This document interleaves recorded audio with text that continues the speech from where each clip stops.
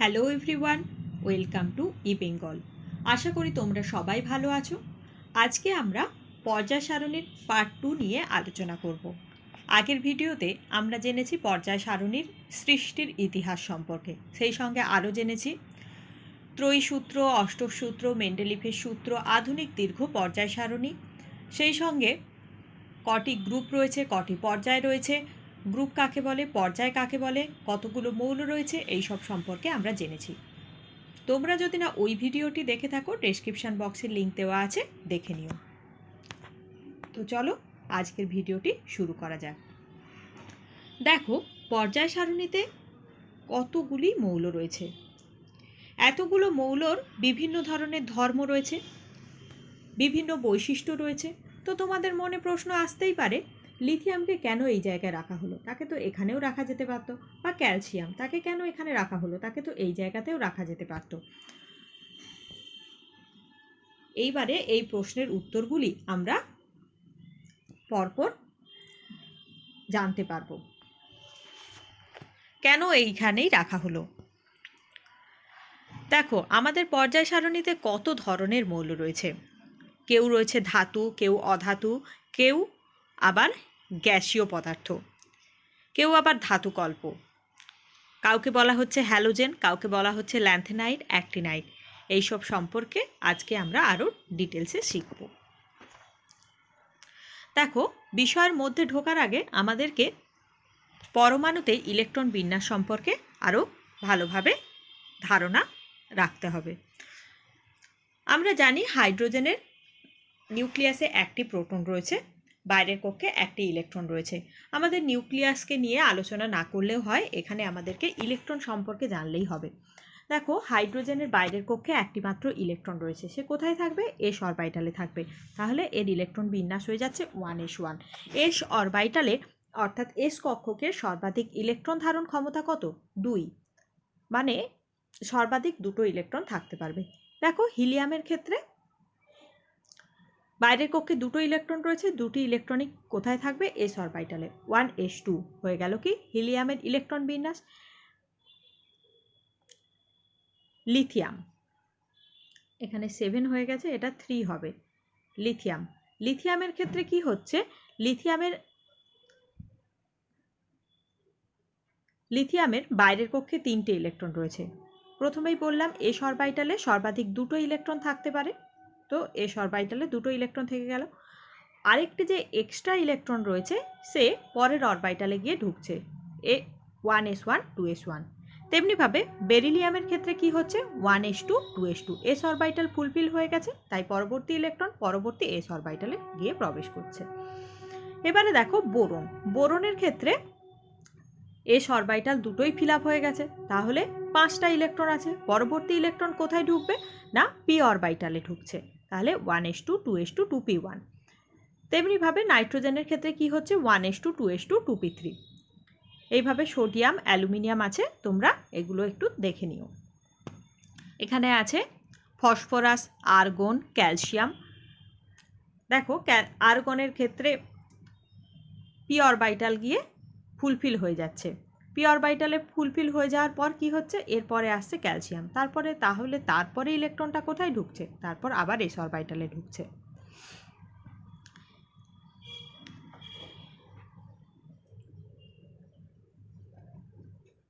এবারে আমরা পর্যায় সারণী আরও ডিটেলসে জানব। দেখো, প্রথমে আছে প্রথম পর্যায়, অর্থাৎ পিরিয়ড 1। পিরিয়ড 1-এ কটি মৌল রয়েছে? দেখো, দুটি মৌল রয়েছে, হাইড্রোজেন আর হিলিয়াম। প্রথম কক্ষ, অর্থাৎ এদের ক্ষেত্রে n=1, ওই যে বললাম 1s1।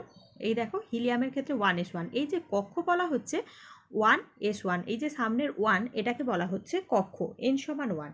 এতে একটি মাত্র কক্ষক আছে, 1s কক্ষ, আর এতে ইলেকট্রন ধারণ ক্ষমতা কটি? 2টি। হাইড্রোজেনের ক্ষেত্রে একটি ইলেকট্রন থাকছে, আর হিলিয়ামের ক্ষেত্রে 2টিই ঢুকে যাচ্ছে, অর্থাৎ ফুলফিল হয়ে যাচ্ছে। তাহলে প্রথম পর্যায়ে আছে দুটি মৌল, হাইড্রোজেন আর হিলিয়াম। দ্বিতীয় পর্যায়ের ক্ষেত্রে আমরা কি লিখব? n=2। দেখো, এই যে লিথিয়াম থেকে শুরু, দ্বিতীয় পর্যায়ে শুরু হচ্ছে লিথিয়াম থেকে, শেষ হচ্ছে নিয়নে গিয়ে। এদের ক্ষেত্রে শেষ ইলেকট্রনটা ঢুকছে অরবিটাল 2-তে, অর্থাৎ দুই থাকছে।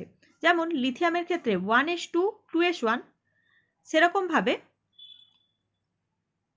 যদি আমরা নিয়নের ক্ষেত্রে দেখি, সেক্ষেত্রে দেখব লাস্টে 2p3 আসছে, অর্থাৎ n সমান 2 আসছে, n সমান 2 আসছে। n সমান 2, এতে কক্ষ সংখ্যা 4, মানে কি এখানে একটা 2s আর 3টে 2p অরবিটাল আছে। কি কি আছে?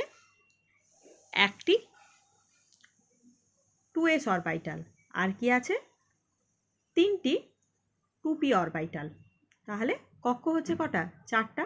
1s এর জন্য এরকম একটা, 2s এর জন্য এরকম, আর 2pর জন্য 3টে। তাহলে কক্ষ আমরা কটা পাচ্ছি? 1টা, 2টো, 3টে, 4টে। সর্বাধিক কটা ইলেকট্রন থাকতে পারে?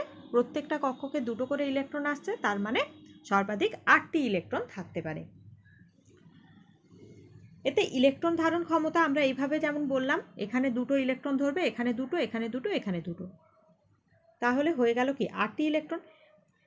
আমরা আরও বলতে পারি, কোনো কক্ষকে ইলেকট্রন ধারণ ক্ষমতা 2 × n², আমরা জানি কক্ষক নাম্বার কত? 2। 2 × n² করলে কত হয়? 2 × 2a², তার মানে এখানে কত হচ্ছে? 8টা ইলেকট্রন।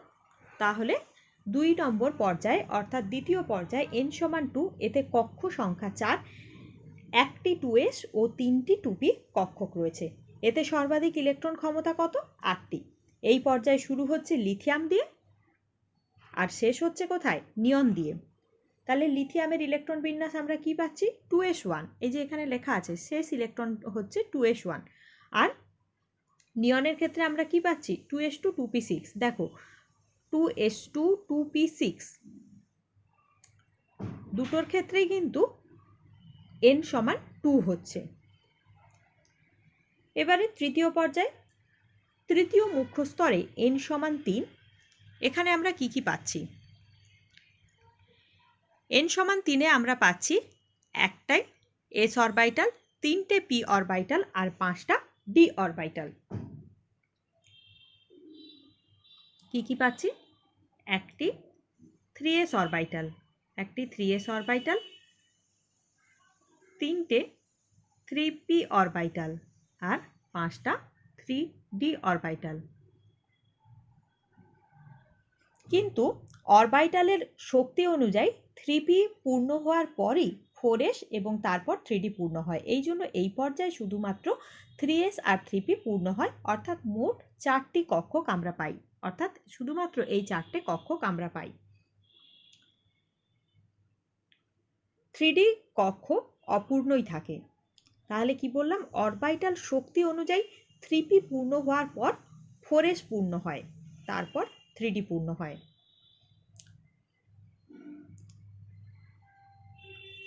এখানে মৌল সংখ্যা কটি? 8টি। দেখো 1টি 2টি 3টি 4টি 5টা 6টা 7টা 8টা।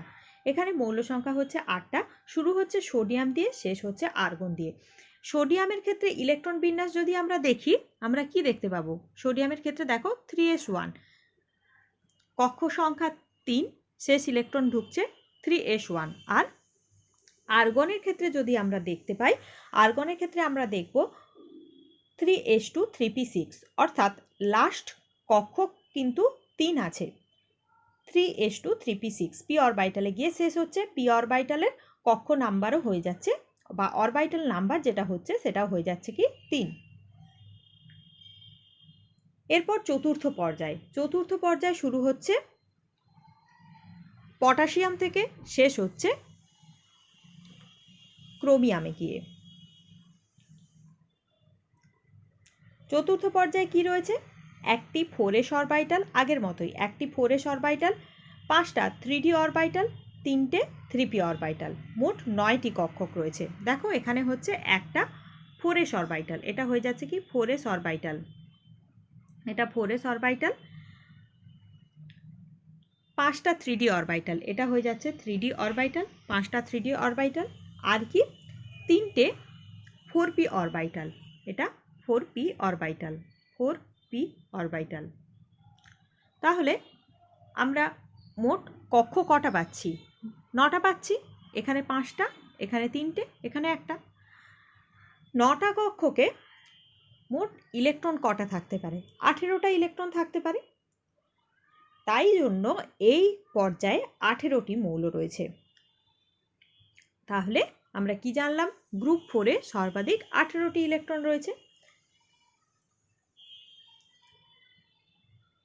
এর শুরু হচ্ছে পটাশিয়াম থেকে, শেষ হচ্ছে ক্রোমিয়ামে গিয়ে,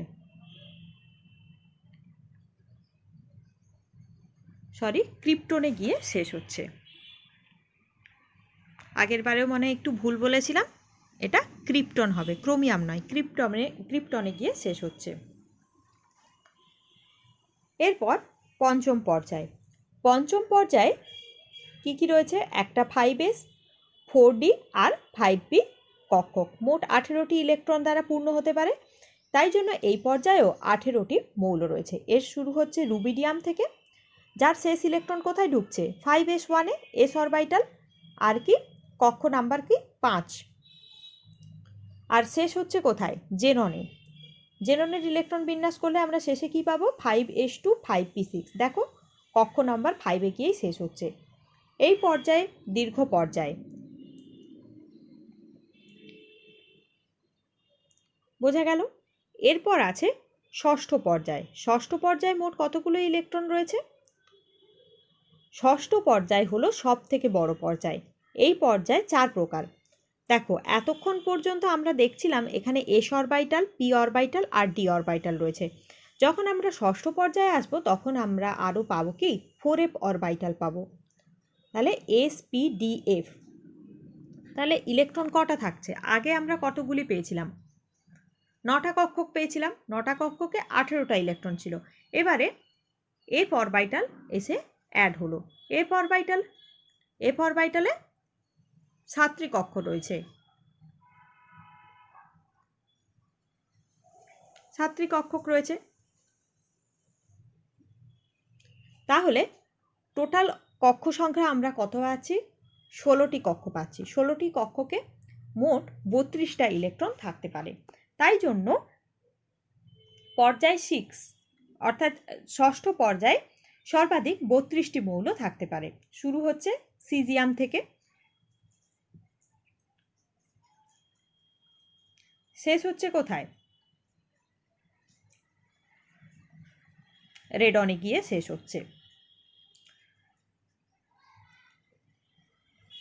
সিজিয়ামের ইলেকট্রন বিন্যাস আমরা যদি দেখি, সিজিয়ামের ক্ষেত্রে আমরা পাবো কি? 6s1, অর্থাৎ এদের সর্ববহিস্থ কক্ষের ইলেকট্রনটি 6s অরবিটালে ঢুকছে। আর রেডনের ক্ষেত্রে যদি আমরা ইলেকট্রন বিন্যাস দেখি তাহলে শেষ ইলেকট্রনটা কোথায় ঢুকছে? 6s2, 6p6-এ। এই জন্য এরা ষষ্ঠ পর্যায়যুক্ত এলিমেন্ট। এরপর সপ্তম পর্যায়। সপ্তম পর্যায় এটি হচ্ছে শেষ পর্যায়। এই পর্যায়ে শুরু হচ্ছে ফ্রান্সিয়াম দিয়ে।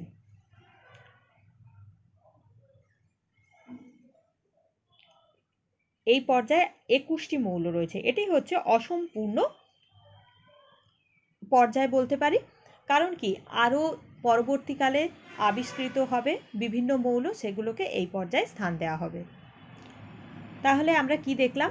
প্রথম পর্যায়ে সর্বাধিক 2টি ইলেকট্রন রয়েছে, 2টি মৌল রয়েছে। দ্বিতীয় পর্যায়ে কটা মৌল রয়েছে? 8টা মৌল রয়েছে। তৃতীয় পর্যায়ে 8টা মৌল রয়েছে।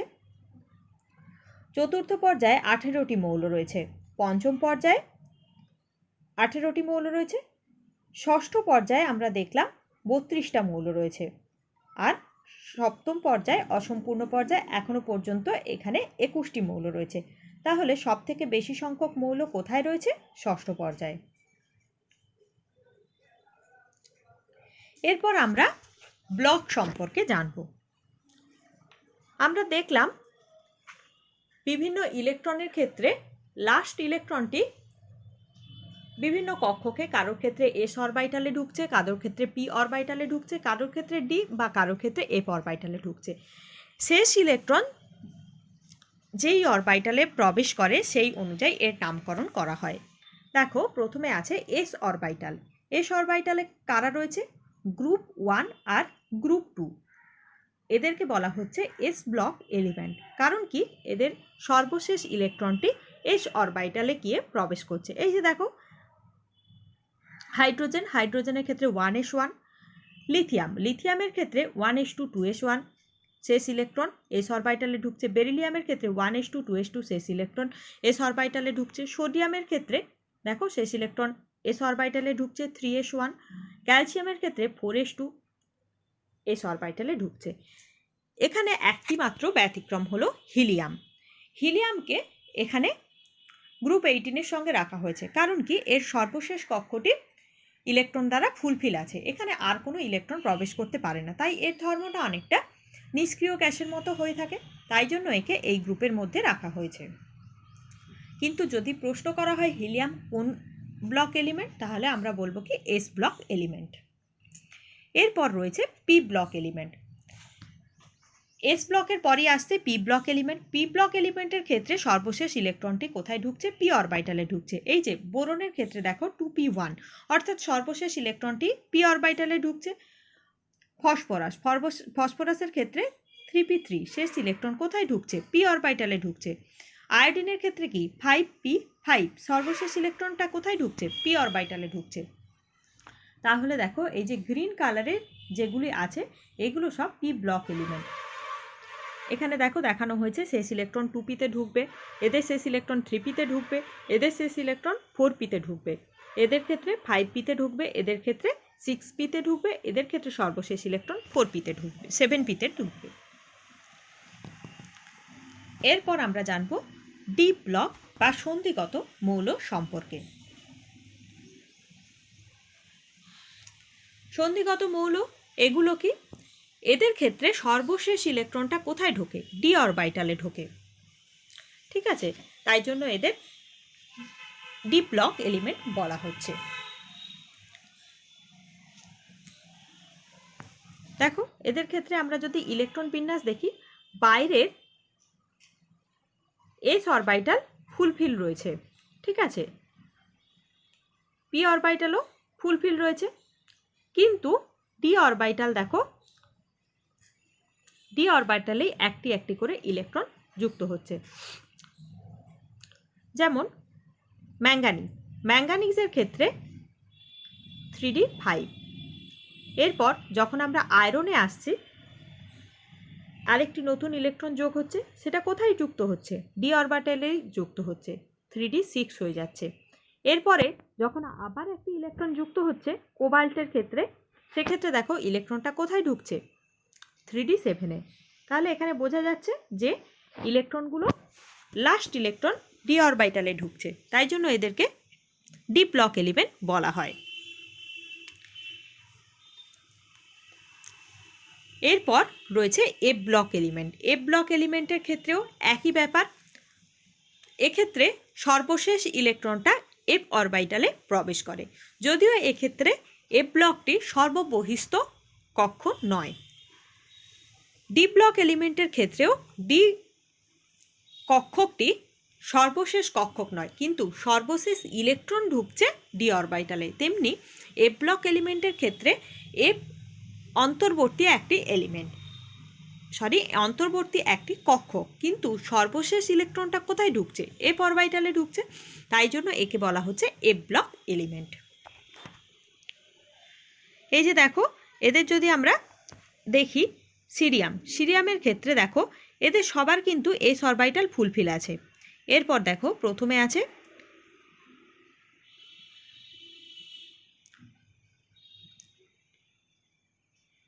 ফোর এফ টু, তারপরে 4f3, তারপরে 4f4, এইভাবে ঢুকছে ইলেকট্রনগুলি।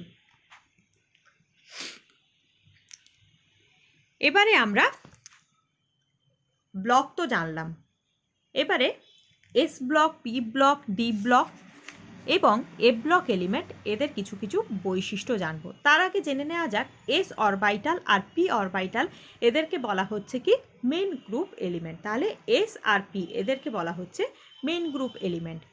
এই যে এখানে রয়েছে এস অরবাইটাল আর পি অরবাইটাল এদেরকে বলা হয় কি মেন গ্রুপ এলিমেন্ট। মাঝখানে রয়েছে ডি ব্লক এলিমেন্ট। ডি ব্লককে কি বলা হচ্ছে transition metal element, transition metal বা সন্ধিগত মৌল। তারপর আর এফ অরবাইটাল এদেরকে কি বলা হচ্ছে ইনার ট্রানজিশন এলিমেন্ট। মনে থাকবে? তাহলে যদি বলা হয় মেন গ্রুপের মধ্যে কোন কোন ব্লকের এলিমেন্ট থাকে, হয়ে যাবে কি এস আর পি ব্লক। ট্রানজিশনের মধ্যে কোথায় কারা থাকে? D block element. আর ইনার ট্রানজিশনের মধ্যে কারা থাকে? না এফ ব্লক এলিমেন্ট। এবারে এদের ধর্ম সম্পর্কে আমরা জানব। দেখো এস ব্লক এলিমেন্টের বেশ কিছু বৈশিষ্ট্য রয়েছে। এস ব্লক এলিমেন্টগুলির সর্ববহিস্থ কক্ষ ছাড়া ভেতরের কক্ষগুলি ইলেকট্রন দ্বারা পূর্ণ থাকে। এই যে ধরো আমরা যদি সোডিয়ামকে দেখি, সোডিয়ামের ক্ষেত্রে সর্ববহিস্থ কক্ষ 3s1। এই অরবাইটালটি ফাঁকা আছে, বাকিগুলো কিন্তু ফুলফিল আছে। 1s2, 2s2, 2p6 সবগুলোই ফুলফিল আছে। তাই এই মৌলগুলির সর্ববহিস্থ কক্ষ ছাড়া ভেতরের কক্ষগুলি ইলেকট্রন দ্বারা পূর্ণ থাকে। এই ব্লকের হাইড্রোজেন আর হিলিয়াম ছাড়া প্রত্যেকটি মৌলই কি হয়? প্রকৃতিতে ধাতু। এদের রাসায়নিক সক্রিয়তা খুব বেশি হয়। আমরা জানি ধাতু সাধারণভাবে রাসায়নিকভাবে খুবই সক্রিয় হয়। এদের যোজ্যতা কক্ষের ইলেকট্রনের প্রতি নিউক্লিয়াসের আকর্ষণ কম হয়। এই ধাতুগুলির পরমাণু সহজে একটি বা দুটি ইলেকট্রন ত্যাগ করে যথাক্রমে একযোজি বা দ্বিযোজি ক্যাটায়ন অর্থাৎ +1 +2 তৈরি করতে পারে। ধরো সোডিয়াম সহজেই একটি ইলেকট্রন ছেড়ে দিল, দিয়ে কি তৈরি করতে পারে? Na+ তৈরি করতে পারে। ক্যালসিয়াম কি করলো? দুটো ইলেকট্রন ছেড়ে দিল, Ca2+ তৈরি করতে পারে।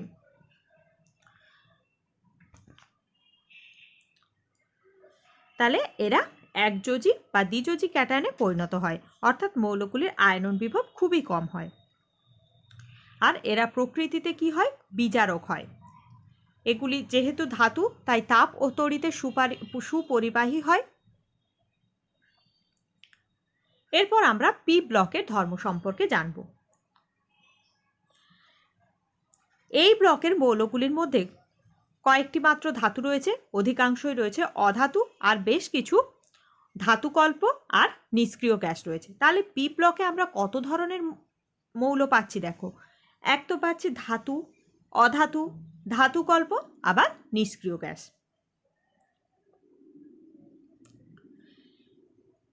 এই ব্লকের মৌলগুলো সমযোজী যৌগ তৈরি করে। এরা সাধারণত তাপ ও তড়িতের কুপরিবাহী হয়। অধাতু, তাই জন্য তাপ ও তড়িতের কুপরিবাহী হবে। এরা বেশিরভাগই তড়িৎ ঋণাত্মক হয়। এরা রঙিন, বর্ণহীন উভয় প্রকারই যৌগ গঠন করে।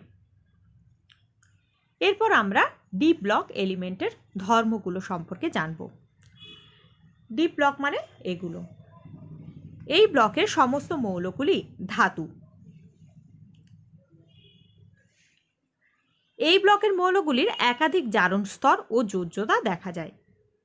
এখান থেকে পরীক্ষায় প্রশ্ন আসতে পারে, কাদের পরিবর্তনশীল যোজ্যতা ও জারণ স্তর দেখা যায়? তখন আমাদের উত্তর হয়ে যাবে কি ডি ব্লক এলিমেন্ট। এর কারণ কি? এর কারণ হলো মৌলগুলির পরমাণুতে অপূর্ণ ডি অরবাইটাল থাকে এবং অন্য মৌলের পরমাণুর সঙ্গে যুক্ত হওয়ার সময় এস অরবাইটালের ইলেকট্রনের সঙ্গে ডি অরবাইটালের বিভিন্ন সংখ্যক ইলেকট্রন বন্ধন গঠনে সাহায্য করে।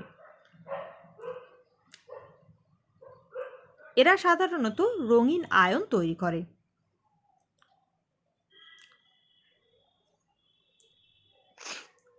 এরা সমযোজী, অসমযোজী উভয় প্রকার যৌগ তৈরি করতে পারে।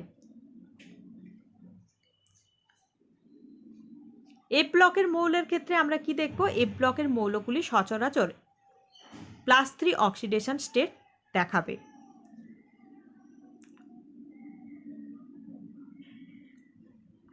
তাহলে +3 অক্সিডেশন স্টেট কারা সাধারণত দেখায়? F block element.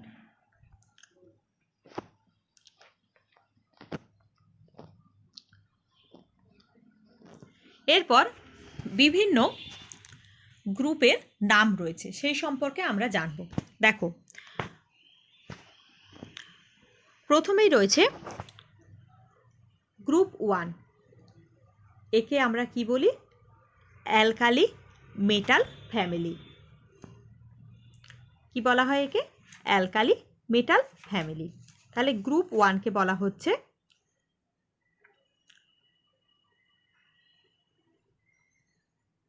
ক্ষার ধাতুর শ্রেণী। গ্রুপ 2কে বলা হচ্ছে অ্যালকালাইন আর্থ মেটাল ফ্যামিলি, অর্থাৎ ক্ষারীয় মৃত্তিকা ধাতু বলা হয়। তাহলে গ্রুপ 1-এর নাম কি? অ্যালকালি মেটাল ফ্যামিলি বা ক্ষারীয় ধাতু পরিবার।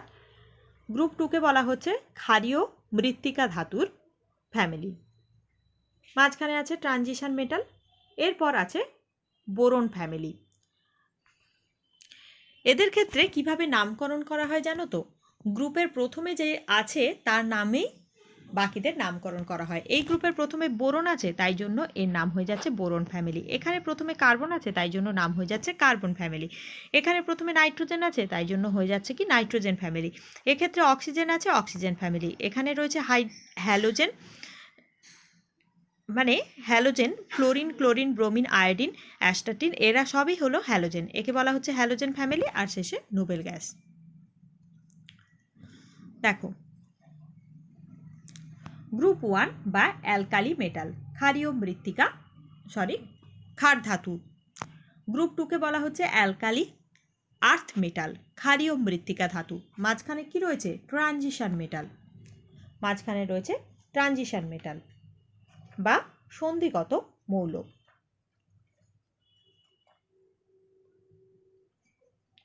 এরপর রয়েছে গ্রুপ 13। একে কি বলা হচ্ছে? ইকোসাজেন্স। এই নামগুলো পরীক্ষায় আসতে পারে। পরীক্ষায় দিলেও ইকোসাজেন্স কোন গ্রুপের এলিমেন্টগুলোকে বলা হয়? তাহলে আমরা কি বলবো? গ্রুপ 3 আর গ্রুপ 13 এলিমেন্টকে বলা হচ্ছে ইকোসাজেন্স।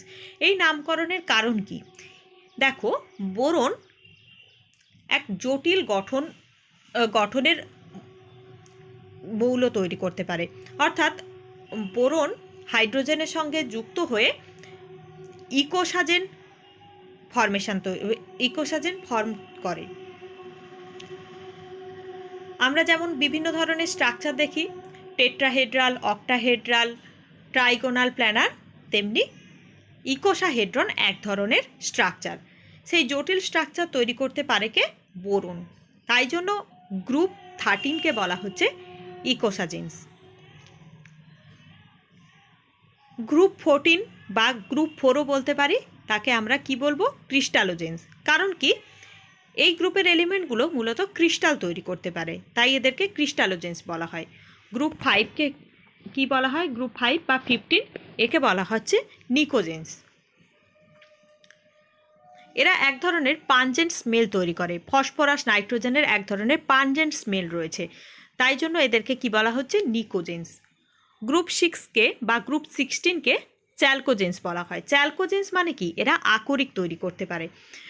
মাটির তলা থেকে যে সমস্ত ধাতব উপাদান পাওয়া যায় সেগুলো মূলত অক্সাইড বা সালফাইড আকরিক রূপেই আমরা পেয়ে থাকি, তাই জন্য এদেরকে চ্যালকোজেন বলা হয়। গ্রুপ 17-এর ক্ষেত্রে এদেরকে আমরা হ্যালোজেন বলে থাকি। কারণ কি? এরা হচ্ছে লবণ তৈরি করে। আমরা জানি NaCl, NaBr এগুলো কি? লবণ, তাই জন্য এদেরকে হ্যালোজেন বলা হয়। আর নোবেল গ্যাস বা নিষ্ক্রিয় গ্যাস গ্রুপ 18 বা গ্রুপ 0 যাই বলতে পারো, এদের সর্বশেষ অরবিটালটি ফুলফিল থাকে, তাই জন্য এদের আর কারোর সঙ্গে বন্ধন করে যুক্ত থাকার প্রয়োজন পড়ে না, এরা একা একাই থাকতে পারে। এই জন্য এদেরকে, বা এরা কোনো ধরনের রিয়াকশানে অংশগ্রহণ করতে চায় না, এদেরকে নোবেল গ্যাস বলা হয়।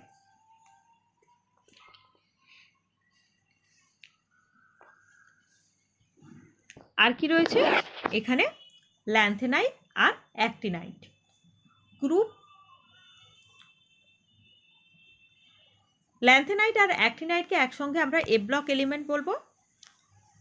এর এ ব্লক এলিমেন্টের দুটো ভাগ রয়েছে, ল্যান্থেনাইট আর অ্যাক্টিনাইট। ল্যান্থেনাইটকে আমরা কোন পর্যায়ে রাখি?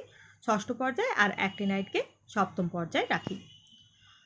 তো আজ এই পর্যন্তই। তোমাদের যদি ভিডিওটা ভালো লেগে থাকে প্লিজ লাইক, শেয়ার ও সাবস্ক্রাইব করে দিও।